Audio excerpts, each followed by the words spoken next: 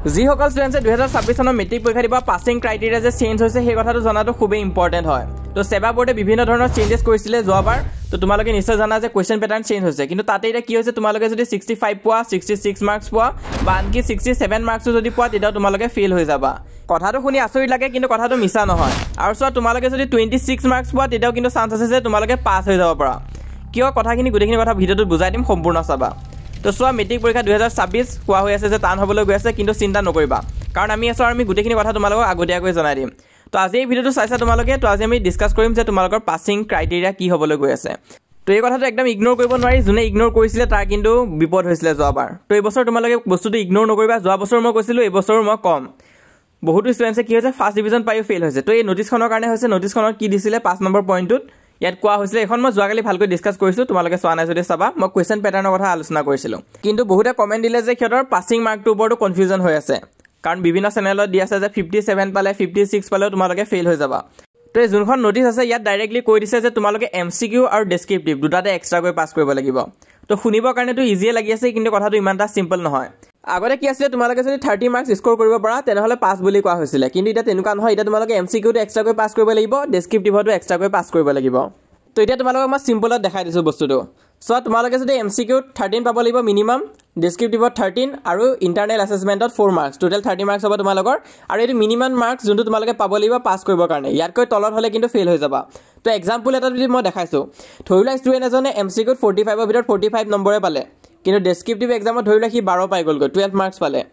তো তাৰ total marks কিমান হৈ আছে, 57। তো দেখিতো ভাল লাগিছে, হয় ষ্টুডেণ্টজনে 57 মাৰ্কছ পাইছে, নিশ্চয় পাছে হ'ব। কিন্তু কি হ'ব, ষ্টুডেণ্টজন ফেইল হৈ যাবগৈ। কিয় ফেইল হ'ব, কাৰণ ডেছক্ৰিপটিভত ল'ৰাজনে 12 পাইছে, কিন্তু পাছিং মাৰ্কটো কিমান হয়, ডেছক্ৰিপটিভত 13 মাৰ্কছ হয়। তো তোমালোকে যদি 13ৰ তলত পোৱা তাৰ মানে তোমালোকে ফেইল কৰিছা, আৰু তোমালোকৰ ফেইল বুলি আহিব। তো ঠিক তেনেকুৱাকৈ ধৰি লোৱা MCQত তোমালোকে 45 আকৌ পালা, কিন্তু ডেছক্ৰিপটিভত আকৌ 10 পাই গ'লাগৈ।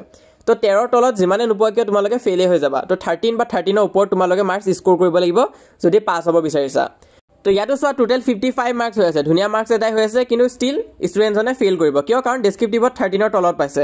আৰু অকল ডেছক্ৰিপটিভ বুলিয়ে নহয়, ধৰি লোৱা তোমালোকে ডেছক্ৰিপটিভতে 45ৰ ভিতৰত 45 পালা, ভাল মাৰ্কছে হৈ আছে, কিন্তু MCQত কি হ'ল, তোমালোকে ধৰি লোৱা 13ৰ তলত পাই গ'লাগৈ, 12 পাই গ'লাগৈ, তেনে ক্ষেত্ৰত কি হ'ব, ফেইল কৰাই হ'ব। তো এতিয়াও তোমালোকৰ টোটেল মাৰ্কছ কিমান হৈ আছে, তোমালোকৰ টোটেল মাৰ্কছ 57 হৈ আছে, যোনটো চবতছে হায়েষ্ট হয়, কিন্তু ষ্টিল তোমালোকে ফেইল কৰি যাবাগৈ। তো 60 পায়ো কেনেকৈ ফেইল হ'ব পাৰি সেইটো কিন্তু মই দেখাই আছোঁ তোমালোকক, তোমালোকে সম্পূৰ্ণ চাই যোৱা। নেক্সট তোমালোকে চোৱা, ধৰি লোৱা তোমালোকে MCQত 30 পাইছা, কমে পাইছা, কিন্তু ডেছক্ৰিপটিভতো 13 পাইছা, টোটেল তোমালোকৰ 43 মাৰ্কছ হৈ আছে। তো ইয়াৰ আগত ডিছকাছ কৰা কেছবিলাকতকৈতো বহুত কমে হৈছে নম্বৰটো, কিন্তু ষ্টিল ষ্টুডেণ্টজনে পাছ হৈ যাব, কাৰণ ডেছক্ৰিপটিভ আৰু MCQ দুটাই 13ৰ ওপৰত আছে বা 13ত আছে। তো ধৰি লোৱা তোমালোকে MCQটো এতিয়া 13 পালা, যোনটো ক্ৰাইটেৰিয়া হয়, আৰু ডেছক্ৰিপটিভতো 13 পালা, টোটেল কিমান 26 মাৰ্কছ। তো তেতিয়াও তোমালোকে পাছ হৈ যাবা। তো এইটো হৈছে পাছ কৰিবৰ কাৰণে মিনিমাম মাৰ্কছ হয়, যে তোমালোকে 13 MCQ 13 ডেছক্ৰিপটিভ এই দুটা পালে পাছ হৈ যাবা। তো কোনোবা ষ্টুডেণ্টে 26 মাৰ্কছ পায়ো পাছ হ'ব পাৰে। আৰু লগতে ইয়াত ইণ্টাৰনেল এছেছমেণ্টৰ মাৰ্কছৰ কথাও কোৱা হৈছে, ইয়াত তোমালোকে চাব পাৰা। ইয়াত কি দিছে যে তোমালোকে ডেছক্ৰিপটিভ আৰু MCQ দুটাৰ কাৰণে 2 পাব লাগিব, মানে ইয়াত কৈছে টোটেল তোমালোকে 4 পাব লাগিব আৰু যদি ইণ্টাৰনেল এছেছমেণ্টত পাছ হ'ব বিচাৰিছা। তো ইয়াত তোমালোকৰ টোটেল 13 + 13 + 4 30 মাৰ্কছ হৈ আছে। তো এতিয়া তোমালোকক এটা ইউনিক কেছ দেখাব বিচাৰিম। এইটো হৈছে মেক্সিমাম মাৰ্কছ কিমান ষ্টুডেণ্টে পাই পেলাইও ফেইল কৰিব পাৰে। সেইটো হৈছে ধৰি লোৱা ষ্টুডেণ্ট এজনে 45ৰ ভিতৰত 45 পালে MCQত, ডেছক্ৰিপটিভত 12 পালে আৰু ইণ্টাৰনেল এছেছমেণ্টত 10 পালে। ইণ্টাৰনেল এছেছমেণ্ট এতিয়া মাৰ্কছ তোমালোকৰ কি হ'ব, ফেইল হোৱা চান্স আছে নেকি, বহুতে মোক সুধি থাকা। তো চোৱা, ইণ্টাৰনেল এছেছমেণ্ট মাৰ্কটো কিন্তু স্কুলৰ পৰা দিয়া হয় বাকীবিলাক ছাবজেক্টৰ কাৰণে, আৰু ইংলিছ ছাবজেক্টটোৰ কাৰণে তোমালোকৰ সেই সেবা স্পকেন ইংলিছ এপটোত হ'ব। তো সেইটো কিন্তু দিবৰ কাৰণে ট্ৰাই কৰিবা, সেই প্ৰেক্টিকেল এক্সামখিনিও দিবা তোমালোকে স্কুলত, যেতিয়া স্কুলত হয়। তো তেনে ক্ষেত্ৰত কিন্তু তোমালোকক স্কুলে ফুল মাৰ্কছে দি দিব, 10ৰ ভিতৰত 10 দিব। তো সেইটো চিন্তা কৰিব নালাগে। তো ষ্টুডেণ্টজনৰ এতিয়া টোটেল 67 মাৰ্কছ হৈ আছে। তো দেখিবৰ কাৰণেতো বৰ ডাঙৰ নম্বৰ এটাই পাইছে, যে 67 মাৰ্কছ স্ক'ৰ কৰিছে কোনোবা এটা ছাবজেক্টত, কিন্তু ইমান পায়ো ফেইল হৈ যাব, কাৰণ ডেছক্ৰিপটিভত আকৌ 13ৰ ওপৰত হোৱা নাই মাৰ্কছটো, তোমালোকৰ 13ৰ তলতে হৈ আছে। তো এইটো এটা প্ৰব্লেম হয়, যোনটো নিউ পেটাৰ্ণ অহাৰ পৰা হৈছে। আৰু এইবছৰ তোমালোকে এটা কথা নিশ্চয় শুনিছাই, মানে 2025ৰ মেট্ৰিক পৰীক্ষাত কি হৈছে, তোমালোকৰ অনলি 60% ষ্টুডেণ্টেহে পাছ হৈছে, বাকীখিনিয়ে কিন্তু ফেইল হৈ গৈছেগৈ। কিয় ফেইল হৈছে, এই নিউ পেটাৰ্ণটো অহাৰ পৰা ফেইল হৈছে। পাছিং নিউ ক্ৰাইটেৰিয়াটো যেতিয়াৰ পৰা আহিছে, তেনেহ'লে সিহঁতৰ পাছ কৰিবৰ কাৰণে দিগদাৰ হৈ গৈছে। কোনোবাই তোমালোকৰ ফাৰ্ষ্ট ডিভিজন স্ক'ৰ কৰি ফেইল হৈ গৈছে। তো মই কাৰো লগত তেনেকুৱা হোৱাটো নিবিচাৰোঁ, তোমালোকক আগতীয়াকৈ জনাই দিছোঁ। আৰু এনেকুৱা নিচিনা ভিডিঅ'বোৰ পাই থাকিবৰ কাৰণে চেনেলটো ছাবস্ক্ৰাইব কৰি ৰাখিবা। তো মই যিমান পাৰোঁ তোমালোকক গাইডেঞ্চ আদি দি যাম। আৰু কেৱল পাছ হোৱাই নহয়, তোমালোকে যাতে লেটাৰ, ষ্টাৰ বা ডিষ্টিংশ্যন আদি লৈ পাছ কৰিব পাৰা, তাৰ কাৰণে আমি চেষ্টা কৰিম।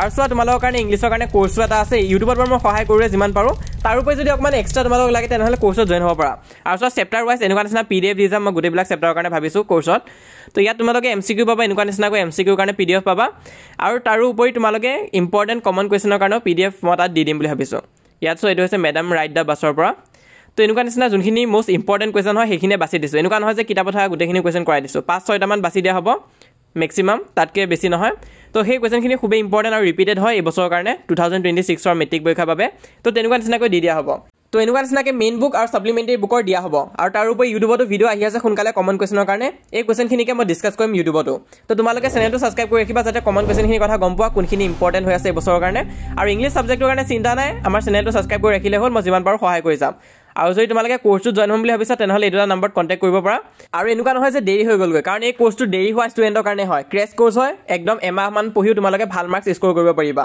তো তোমালোকে হোৱাটছএপতো জইন হ'ব পাৰা ফ্ৰী হোৱাটছএপ চেনেল হয় যিসকল ক্লাছ 10ৰ ষ্টুডেণ্টে চাই আছে তোমালোকে জইন কৰিবা এতিয়ালৈতো 22,000তকৈ অধিক ষ্টুডেণ্টছে আমাক জইন কৰিছে আৰু ডেইলি নতুন নতুন ষ্টুডেণ্ট জইন কৰি আছে কমপ্লিটলি ফ্ৰী হয় তোমালোকে জইন কৰিবা আৰু লগৰবিলাককো এড কৰি দিবা আৰু তাৰ উপৰি মষ্ট ইম্পৰ্টেণ্ট চেনেলটো ছাবস্ক্ৰাইব কৰি ৰাখিবা কমন কুৱেশ্যনৰ চিৰিজ ইউটিউবতো ষ্টাৰ্ট হ'বলৈ গৈ আছে